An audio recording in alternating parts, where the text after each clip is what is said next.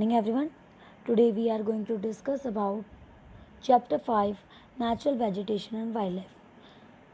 Before starting the chapter you have to know the meaning of word natural vegetation and wildlife. Natural vegetation refers to those plant community who grows naturally. Natural vegetation उन plant community को belong करती हैं जो naturally grow करती हैं. Second is wildlife. The word wildlife refer to undomesticated animal. और जो word wild life है उसका मतलब है अनडोमेस्टिकेटेड एनिमल, यानी वो एनिमल जिन्हें हम घर में नहीं पालते हैं, जिन्हें हम डोमेस्टिकेट नहीं करते हैं, जो हमें कहाँ मिलते हैं, फॉरेस्ट में मिलते हैं. अगर हम अपनी कंट्री इंडिया की बात करें तो हमारी जो कंट्री इंडिया है उसमें 47,000 प्लांट की स्पीशीज़ हैं, 15,000 फ्लावरिंग प्लांट्स हैं एंड 89,000 एनिमल्स की स्पीशीज़ हैं. नेचुरल वेजिटेशन को अगर हम देखें तो उसे हम वर्जिन वेजिटेशन भी कहते हैं. इसको ऐसा इसलिए कहा जाता है क्योंकि इसमें ह्यूमन का कोई भी इंटरफेरेंस नहीं होता. ठीक है. द टर्म नेक्स्ट है flora and fauna. Flora animals को डिनोट करता है जो किसी पर्टिकुलर रीजन या पर्टिकुलर पीरियड के लिए पाए जाते हैं. साथ ही जो फौना है वो भी एनिमल्स की उस स्पीशीज़ को बिलोंग करता है जो किसी पर्टिकुलर रीजन में मिलती हैं. हमारे देश में जो फ्लोरा और फौना है उसकी बहुत बड़ी डाइवर्सिटी है, लेकिन इसके लिए कुछ फैक्टर्स इन पर कुछ फैक्टर डिपेंड करते हैं, इनकी ग्रोथ पर कुछ फैक्टर्स डिपेंड करते हैं, जिसमें से फर्स्ट फैक्टर है रिलीफ. रिलीफ के अंदर दो फैक्टर्स आते हैं. पहला है लैंड, दूसरा है सॉइल.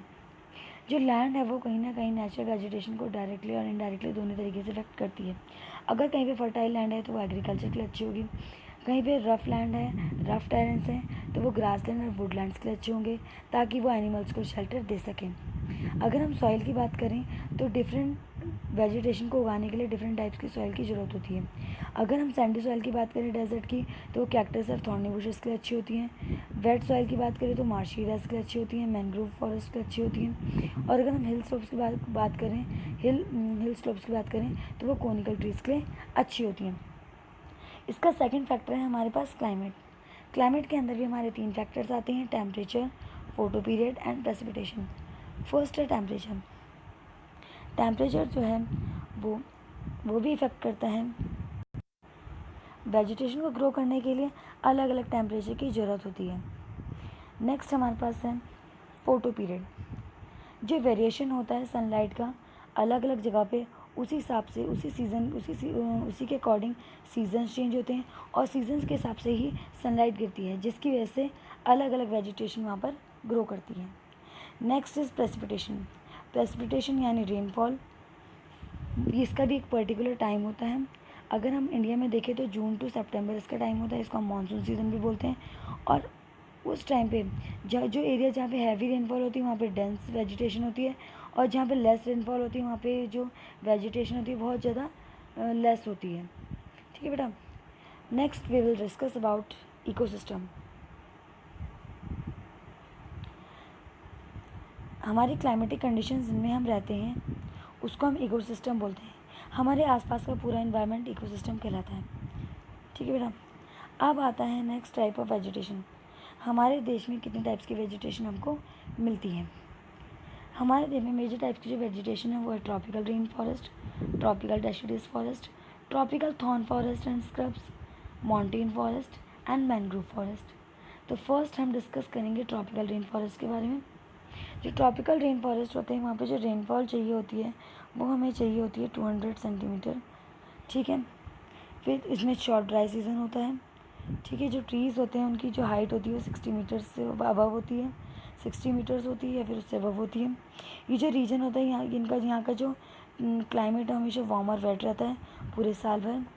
ठीक है. यहाँ पे बहुत अलग अलग टाइप्स की वेजिटेशन होती है. इसमें ट्रीज़ होते हैं, श्रब्स होते हैं, क्रीपर्स होते हैं. ठीक है. यहाँ पे कोई डेफिनेट टाइम नहीं होता जहाँ पे जो ट्रीज़ अपनी लीव्स को शेड कर सकें. यहाँ पे जो इंपॉर्टेंट ट्रीज़ ग्रो करते हैं वो हैं इबोनी, महागोनी, रोजवुड, रबर एंड किंकोना. और जो एनिमल्स यहाँ पे पाए जाते हैं वो है elephants, monkey, lemur, deer, one hand rhinoceros. और ये जो ज़्यादातर ये जो फॉरेस्ट है वो असम एंड वेस्ट बंगाल में पाए जाते हैं. जो बर्ड्स यहाँ पे पाई जाती हैं वो हैं bat, sloth, scorpions, snails etcetera. ठीक है बेटा. Next is tropical deciduous forest. जो ट्रॉपिकल डेसिडियस फॉरेस्ट होती है बहुत ज़्यादा वाइड स्प्रेड फॉरेस्ट होते हैं इंडिया में, इनको मानसून फॉरेस्ट भी बोला जाता है। यहाँ पे जो रेनफॉल होती है 200 सेंटीमीटर से 70 सेंटीमीटर के बीच होती है। जो ट्रीज़ यहाँ पे होते हैं वो अपने जो समर के 6 से 8 वीक्स होते हैं उनमें अपनी लीव्स को शेड करते हैं। अगर हम अवेलेबिलिटी ऑफ वाटर के हिसाब से देखें तो जो फॉरेस्ट होती है वो 2 कैटेगरीज में डिवाइड होते हैं। एक होते हैं मॉइस्ट डेसिडियस और दूसरे होते हैं ड्राई डेसिडियस।